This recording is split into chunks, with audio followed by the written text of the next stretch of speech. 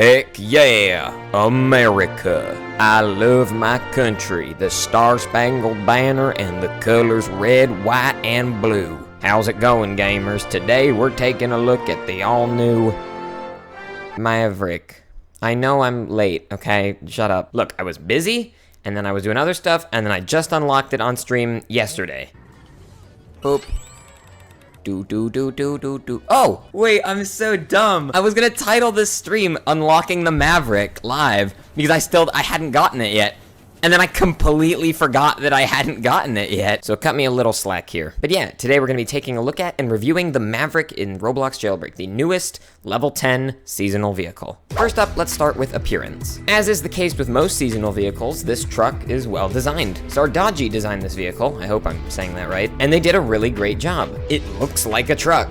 I can't complain. The headlights are cool, especially because there's actually headlights on the top of the car as well. And the window color actually changes the windows on the headlights, which is the case with some other vehicles. I also like the tail lights. This car does look good from behind. And another thing I like is the interior. Not only is the instrument panel display detailed, but there's also this display here that shows the car on it. I think this is the second vehicle to have a screen displaying something specific on it. The other one being the Model 3, which has the jailbreak map. Is there any others? I might be forgetting. Either way, I like all the details this car has. There's plenty to look at. Customization for this car is pretty standard. You're not getting anything crazy. What caught me off guard, though, is that there is a spoiler option. Not many, if any, trucks in this game. Actually, yeah, now that I'm thinking about it, I don't think any trucks in this game have a spoiler option. So it was just a little surprising, but it's a welcome addition. The only complaint I have, and this is very much a nitpick because I'd prefer this to no spoiler at all, is that because of the way the back of the truck is shaped, a lot of the spoilers either clip through it or hang off of it. And it doesn't look terrible, and if you can't get past it, you can always just turn off spoilers. It's a welcome addition for me, and I know I'm just nitpicking with this. Now, one thing I really like is how the tire in the bed of the truck actually changes when you change your rims and tires. I'm pretty sure we have other vehicles that do this, and I always like it when this happens. It's just bonus points for me to tack onto the car. This also might be the first car I prefer sirens on. Usually I try to avoid sirens on the car for these edited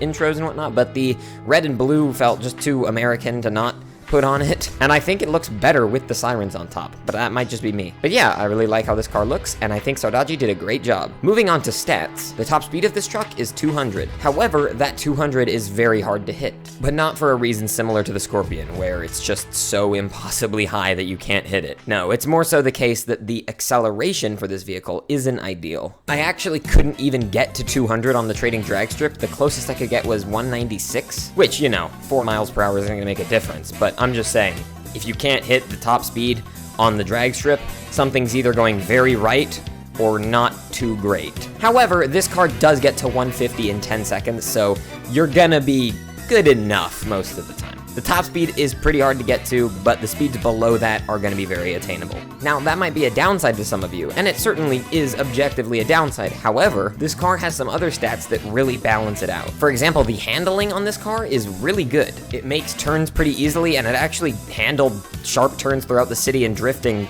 better than I thought it was going to. Not only that, but it's really good at off-roading. I don't know about steep slopes, but for bumps and terrain that you're gonna be scaling most of the time, it did a pretty good job at handling it. It reminded me of like a slightly less bouncy monster truck. So if you put this thing on monster suspension, you'll be good to go. Not only that, but it brakes in a second and a half, or just about, which is normally something only hypercars have, but this truck has it too. Again, I'm not complaining. This car is also a 4-seater, so you're gonna be able to run squads with it. So besides the top speed and the acceleration, this car is really good in all aspects. I would say it is probably one of the more balanced vehicles we've had in a while, but balanced enough to be worth using. I wouldn't say it's phenomenal, and I probably won't use it because I have better options. But if you don't have better options, this is not a bad car to have. I'm pretty happy with the stats on this thing, and I think the tuning was done really well. In conclusion, the stats for the Maverick are incredibly solid. It's not too OP, and it's not terrible. I hope to see this car get some use out of it, and I hope to see jailbreak players using it to pursue their dreams of life, liberty, and the pursuit of happiness. Thank you for watching.